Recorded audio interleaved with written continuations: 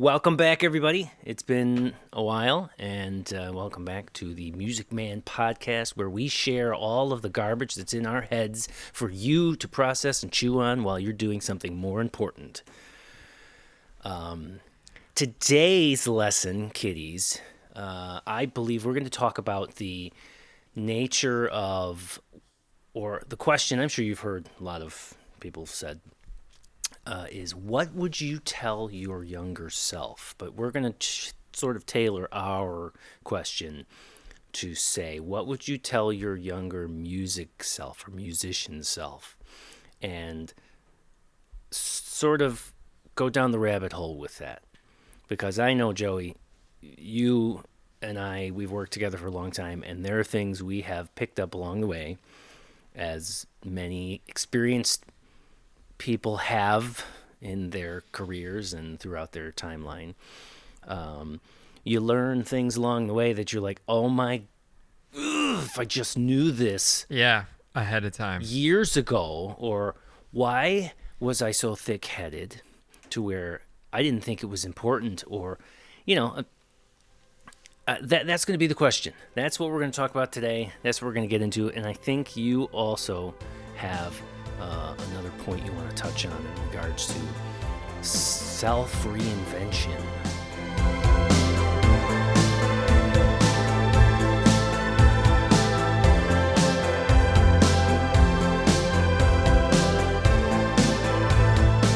Yeah.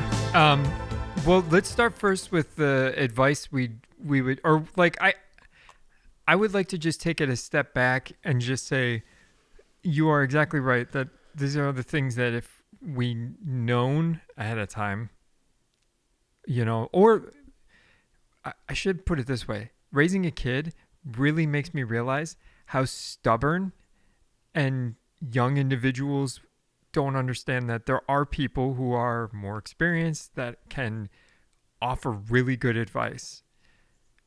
You have to be willing to listen. Yeah. That's one of the first things as a young person is like, not everything everybody tells you that's older is wisdom. But there are people that can give you input and insight. And it's really valuable to listen to those people and to drop your ego, because that's ultimately what a lot of people can't do.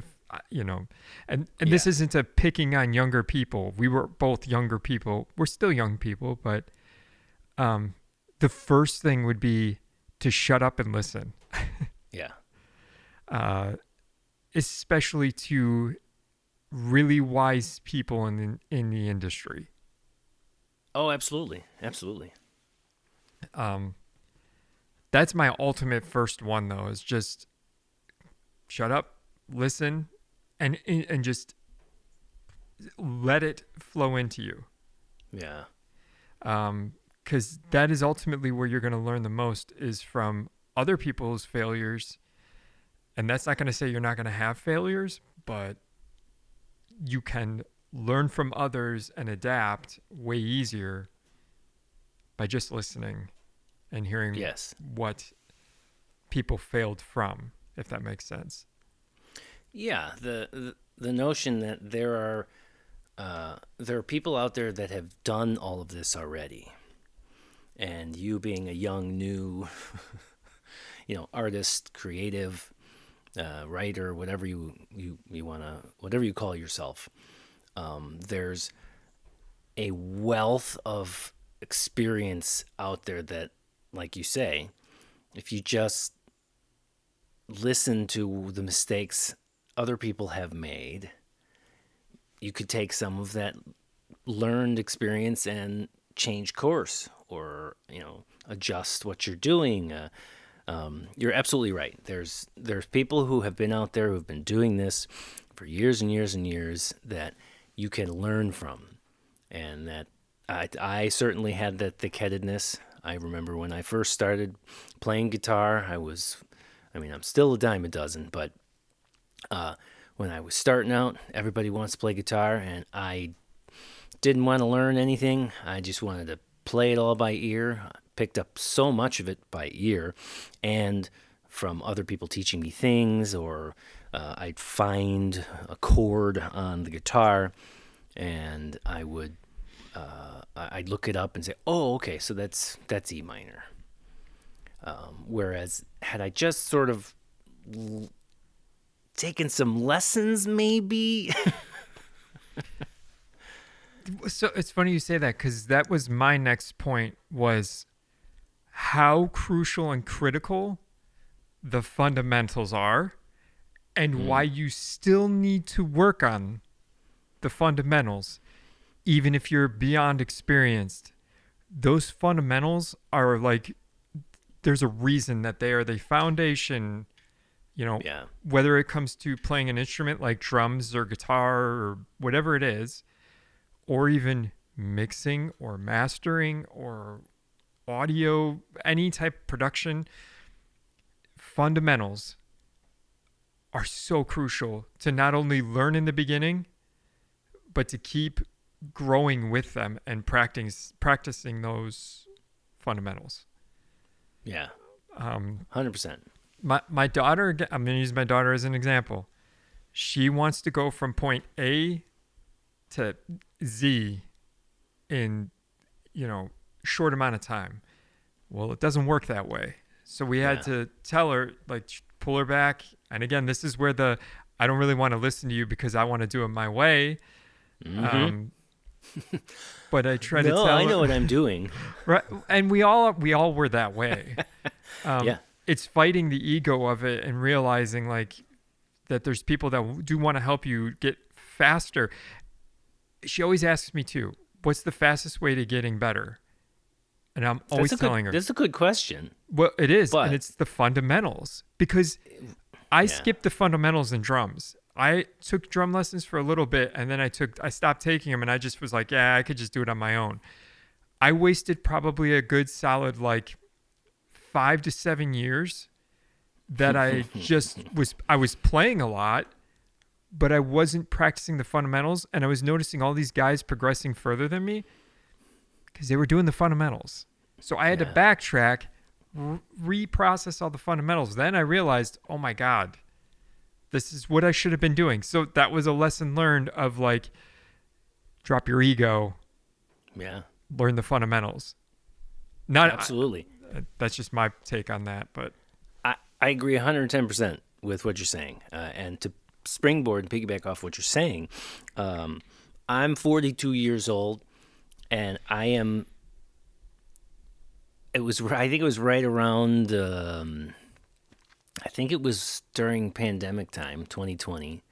I realized, well, I don't have any gigs anywhere. None of my buddies, other musicians, want to or can get together because there's everyone's trying to stay safe and do their thing. More power to them.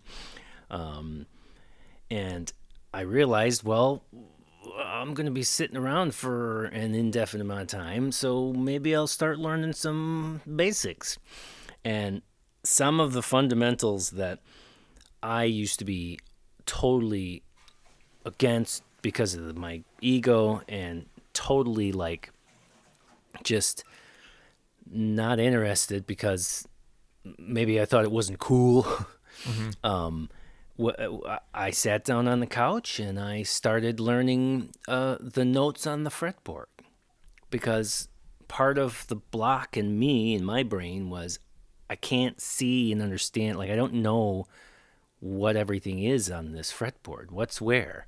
How do I know? So the first thing was learning the fretboard and learning which notes are where, and then realizing, hey, wait a minute, there's some really simple patterns going on here where if this is a B, if I just hold my finger over here in this shape, Yeah. that's another B, and that's a whole octave, which means, hey, now I'm learning octaves, and wait a minute, so there's 8 notes in here?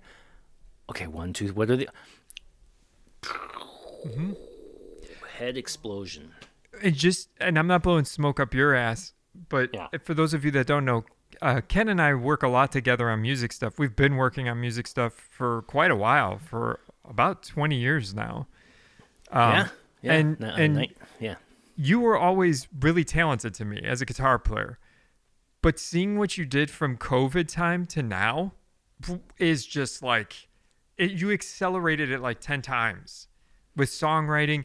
And it was because of what you were doing that it just shows like you were talking about the natural number system. You learned the cage method. You've learned all this stuff. And I'm like sitting here like, holy shit, like this is it's awesome. Like you really diving in and learned so much. And not to sidetrack from this, but Yeah. the points I'm trying to make from this whole thing is I say young version, but at the beginning we talked about like young could be 50. Young Oh could be yeah. 60. There is no like young, I'm 42 as well and I'm still learning about drum stuff.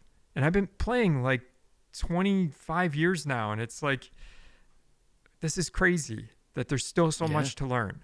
So anyway, I didn't Oh, mean to absolutely. cut you off from that, but No, no, that's you're 100% right. Like I spent and there's an interesting sort of comparison I get to make because the unfortunately the way society or the way the economic flow of life is here in the United States right now, there's a lot of young people in their 30s uh, who haven't they can't move out and they feel as though they're they're sort of stunted in their growth and they haven't accomplished or achieved anything because they're not measuring up to these old world standards of what you should be doing with your life and blah blah blah. yeah. And I struggled with that for a long time, and eventually I was able to land a job that paid me enough to actually live on my own,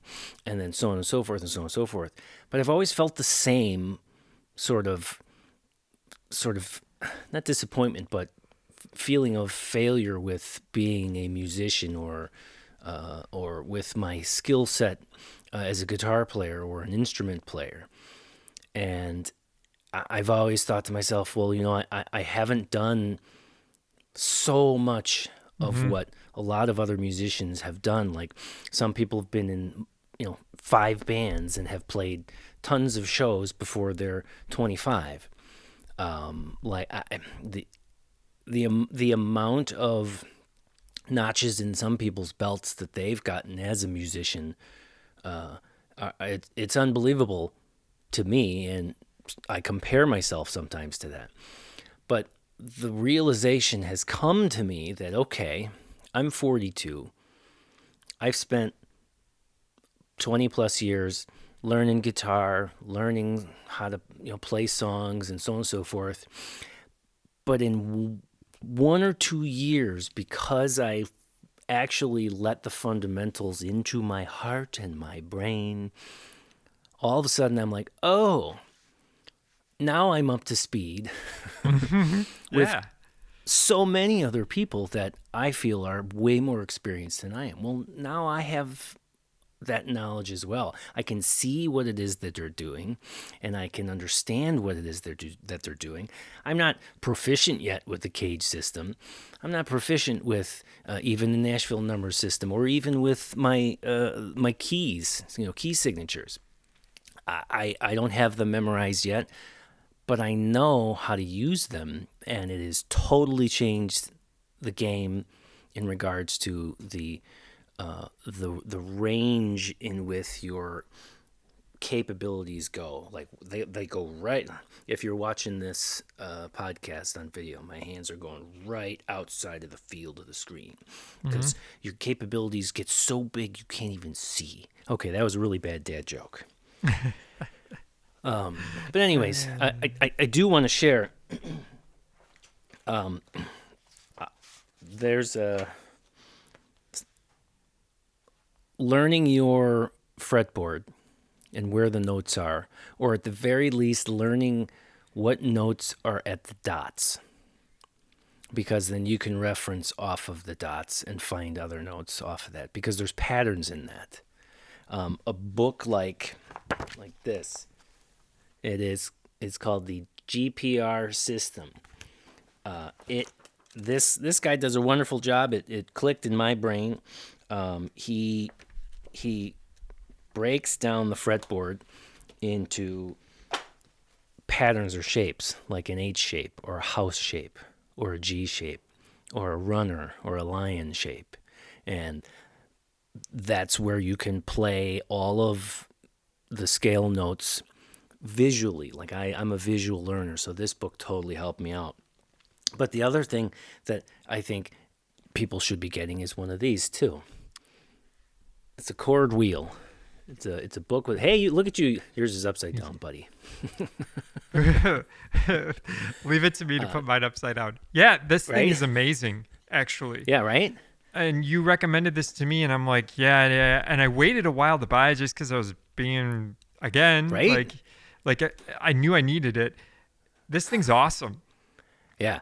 And just the last point I'll make about what we're talking about is the fundamentals and how they change the whole game. Yep. Is if you want to write a song and you know your basic chords and you say, okay, I'm playing a C chord. Okay, so I use my little wheel and I line up this. You see little black sections lining up. So I go to the C chord, and in this the color wheel, chord wheel. See, the visual artist in me is still kicking in. But you go to this chord wheel, and it shows you the key of C. So that's like your first chord. And then you start to learn and realize, well, there's 7 chords in every key signature, and there's a couple other ones, but it's already spelled out for you, because remember you said that there's people that have done this already and have figured this out years and years. Yeah, For so centuries. they figured it, right?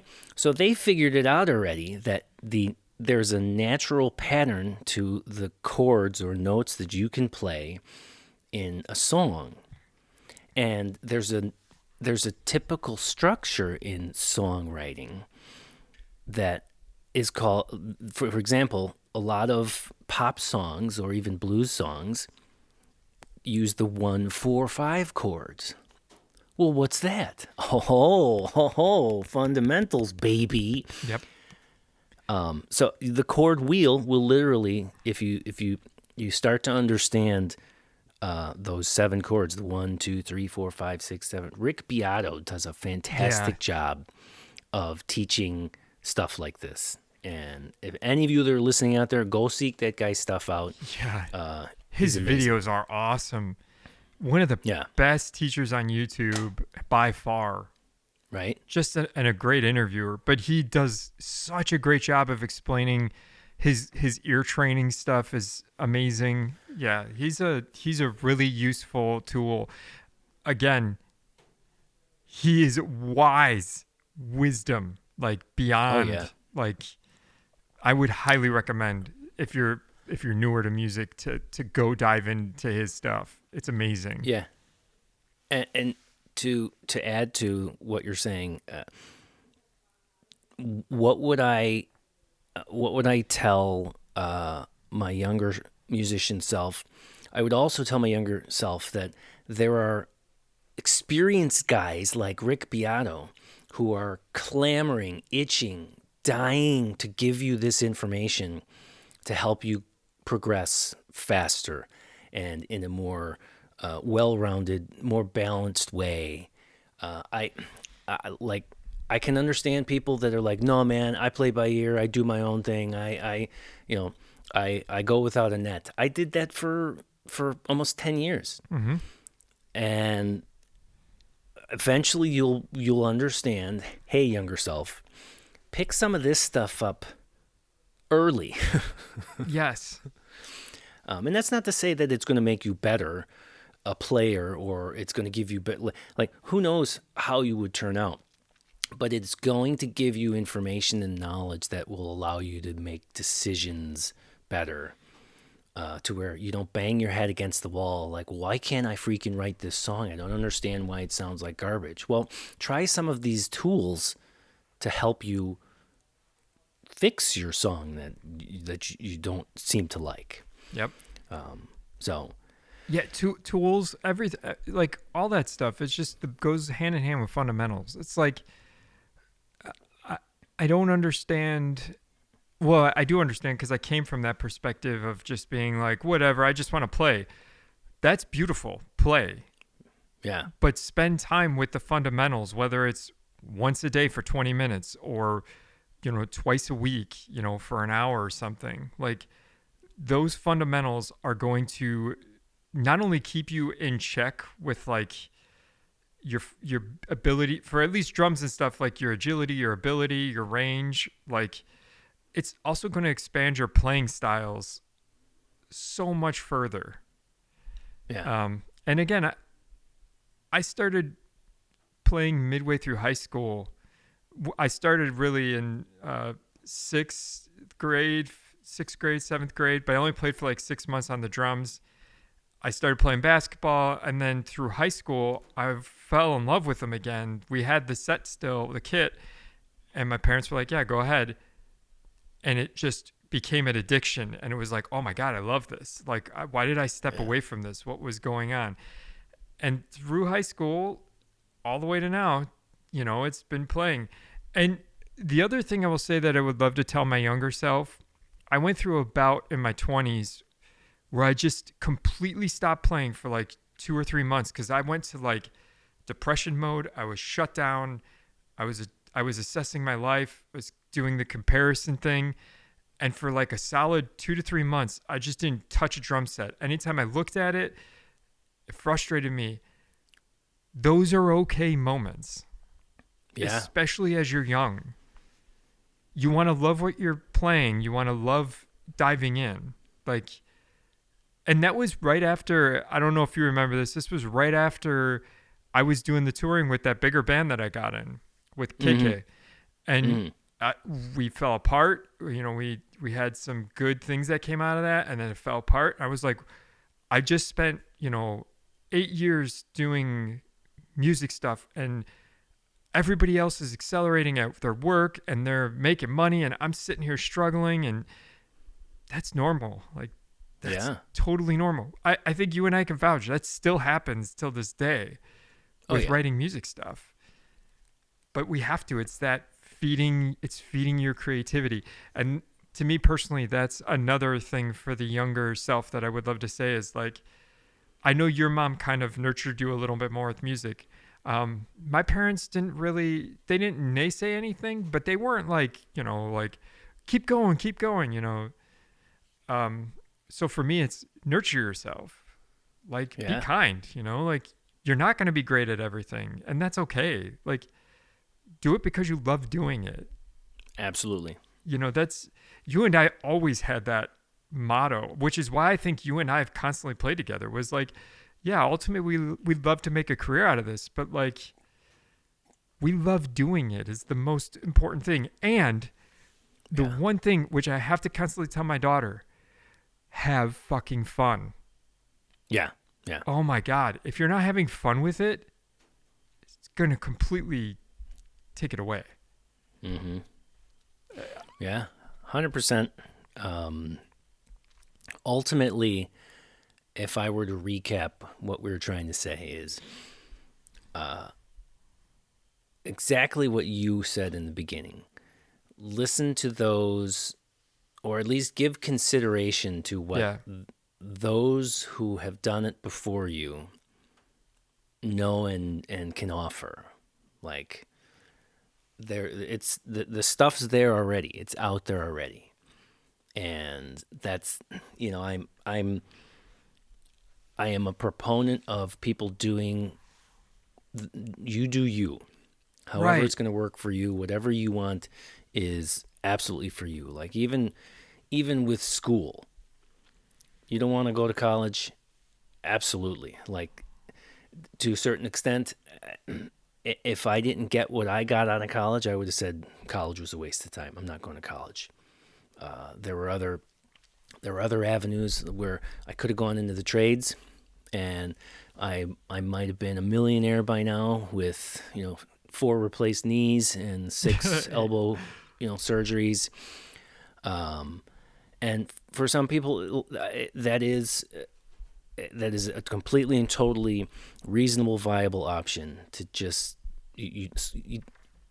certain levels of school. I don't want to say they're not necessary. I say they're beneficial. You can get something out of it.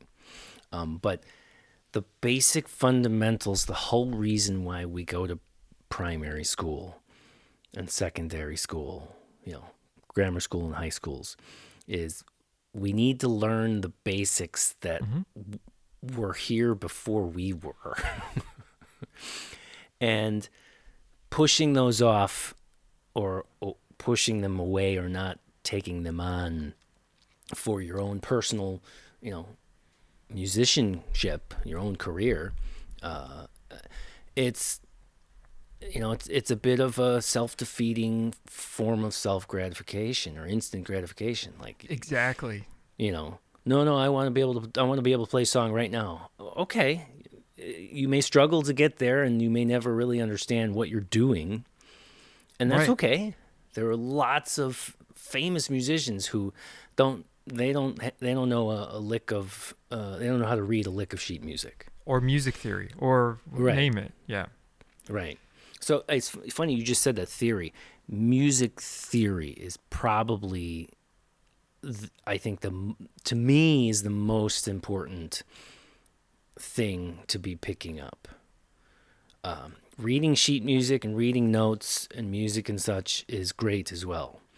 But for like weekend warriors or hobbyists or just, stupidly talented natural musicians, like natural talent musicians and stuff, the theory is going to help you.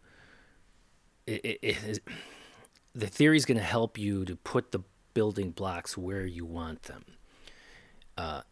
It's not as important to know why the blocks exist or what colors the blocks are and so on and so forth. No, I want to know how to put these blocks where they are.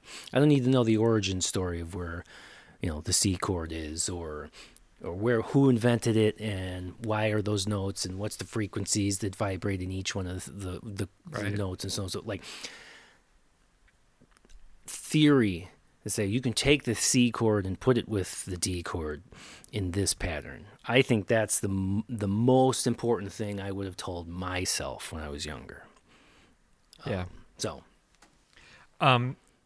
That's very good, valid point. The only other thing I'm going to say is going to be, because we're coming up to like 27 minutes now. Okay. The only thing I'm going to say about what we just were talking about is also, which I can attest for our relationship, is be kind to each other with writing music, because we're all in the same boat here.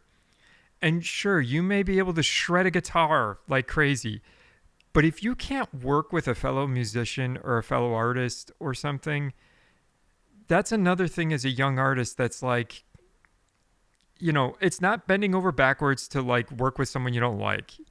Just be kind, and if you don't want to work with that person, that's okay. But but try to work with people, because that's going to build up relationships and stuff that like you're going to cherish for a long time.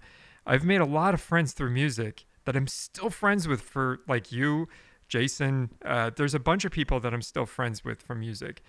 Some of them I still do music with. And being kind, not only yourself, but those other people, you're actually going to build a better musical community with each other.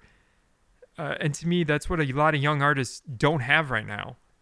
It's this, we talked about this before on podcast episodes, is community, to build each other up, to do that stuff. And that's the last thing I kind of wanted to touch on with like this whole, what I would have told my younger self is not necessarily networking. Networking is good, but building relationships and community with fellow musicians that are in the same boat as you, because we're all just learning anyway.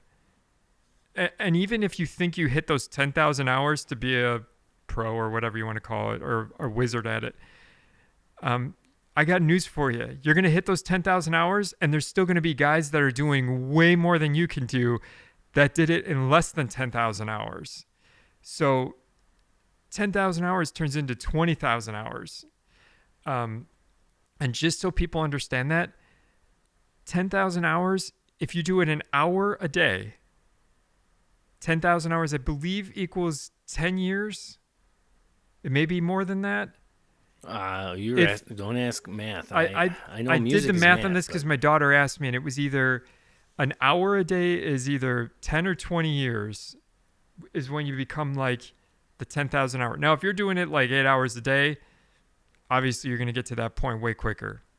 sure. Point I'm trying to make is just being kind. We're all in the same boat, and you can learn from those other people if you drop your ego, and you can build really, really good relationships with fellow musicians, artists, anybody, and that could potentially help further your career, but just make you a better individual as a person, as a musician and an artist. So I think it's important just to drop the ego and really learn from other people and understand that. I agree. Yeah, it's important for people. I say young people, but it's just important for people to understand that starting off sucks, but it doesn't have to. Yeah, I see what you're saying. Yeah. I definitely, even at my age, I have to hear it. Like, Yeah. We both do. We talk to each other all the time about this stuff. We still go through bouts of like, we suck. And it's not that we don't have, that we're great at it. It's just we've come far, and we just have to acknowledge that, and that's difficult because I don't think either of us have an ego either with that stuff. Not tooting our horns, no, just yeah. being like, back in the day though, I think my ego was really, really bad when it came to thinking I didn't need any work. It was bad. It was like, no, dude, you need to check yourself. Which I'm glad I did. I think I did. I definitely was. I was like Penelope. What is the fastest way to get there? Yeah. I don't care about the middle. It's hard, man. It's hard. And it's hard to teach people that, like, the other thing is they don't, at least for me, she doesn't see the 20-something years it took me to get to that point. So when she watches me play drums or guitar, and I'm not even good at guitar, it makes me laugh because she's like, oh, shush. Yes, you are. no, but like, okay, I'm not like you though, but she'll see me and she's like, wants to do that. And it's like, okay, I can teach you, but you got to start with the fundamentals. Yeah. Oh, and yeah. immediately it's a shutdown. She doesn't realize that it took, hours of just sitting in a room by yourself, shredding and doing that. That's the glorified part of it, right? Absolutely.